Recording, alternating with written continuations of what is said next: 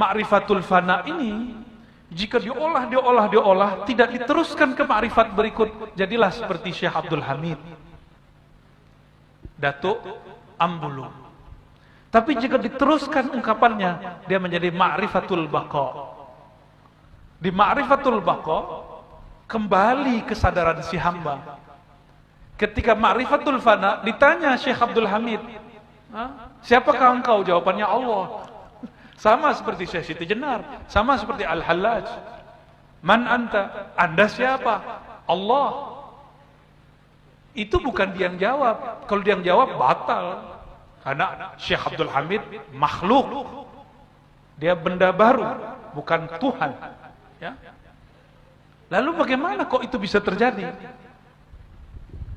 Pernah terbayang nggak Nabi Musa dapat kalam Allah di Bukit Tursina? Masuk goa. Itu Allah berbicara lewat apa? Allah menggunakan alam semesta yang ada di situ lalu berbicara. Tapi kalamnya tanpa huruf dan suara, kalamnya tidak menyatu pada benda. Apa rahasianya? Hanya Nabi Musa dan Allah yang tahu. Ya, itu rahasia-rahasia mereka, itu rahasia para nabi. Jika Allah dapat menggunakan bukit, cahaya sebagai media berbicara, maka Allah juga bisa mengkalamkan namanya pada nama hamba bernama Al-Hallaj, hamba bernama Abdul Hamid, hamba bernama Siti Jenar. Cuma mereka mabuk di situ, tidak terus.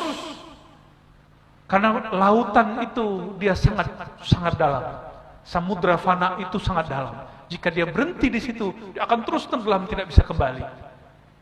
Dalam bab hakikat mereka benar, tapi dalam bab syariat mereka melanggar syariat Muhammad secara ilmu zahir.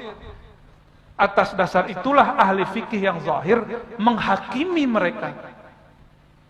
Inilah terjadi kenapa Sunan Kalijaga merestui penghakiman Syekh Siti Jenar. Kenapa? Sederhananya Sunan Kalijaga berbicara begini, Nabi Muhammad lebih tinggi dia apa ente? Kata Sunan Kalijaga kepada Syekh Siti Jenar, itu tinggi Nabi Muhammad. Nabi Muhammad pernahkah berbicara seperti kamu? Anallah, aku Allah. Sayangnya Syekh Siti Jenar tidak menjawab dengan pas. Seandainya dia menjawab dengan pas, ada jawabannya. Tahu jawabannya? Mau dibocorkan malam ini? Ada rahasianya, saya nggak mau kasih tahu lah.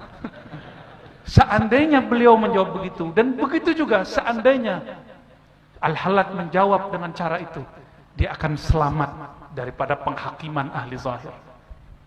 Itu, ya. Semoga Allah menyelamatkan kita semua.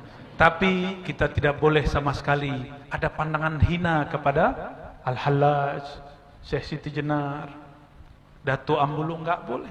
Mereka itu kekasih-kekasih Allah yang mabuk pada lautan fana. Ya. Tapi karena zahirnya terlihat oleh ahli zahir melanggar, sebenarnya tidak. Kalau mereka faham, kan orang mabuk kena hukum enggak? Orang mabuk enggak kena hukum. Inilah kelebihan daripada Datuk Kelampayan Syekh Muhammad Arsyad Al-Banjari. Beliau tidak mau lama berputar di samudra fana. Dia lanjutkan dengan izin Allah terus kepada maqamul baqa. Bukan berarti Syekh Siti Jenar tidak sampai ke baqa. Baqanya pada fana dia. Ya, nanti pusing kalau saya bahas itu terus ya. Di halaman kelima disebutkanlah kaifiat. Makanya di bulan-bulan lalu saya sampaikan, mohon bersuci sebelum ngaji. Masih bersuci? Syukur-syukur kalau tadi sore mandi taubat. Atau kalau minimal mandi. Kenapa? Di sini lafaznya hendak mengerjakan zikir itu mandi dan bersuci daripada hadas litta, ya? Daripada hadas. Lalu apa? Mengucap istighfar. Nanti kita praktek ya di ujung insyaallah. Lalu mungkin tidak sempat sembahyang 2 rakaat, sembahyang hajat. Dulu saya disuruh begitu. Habis mandi kita istighfar, disuruh sholat hajat 2 rakaat. Ya. Nanti kita tebus dengan salawat dan subhanallah walhamdulillah wala ilaha illallah. Jadi thariqat itu tidak saklek.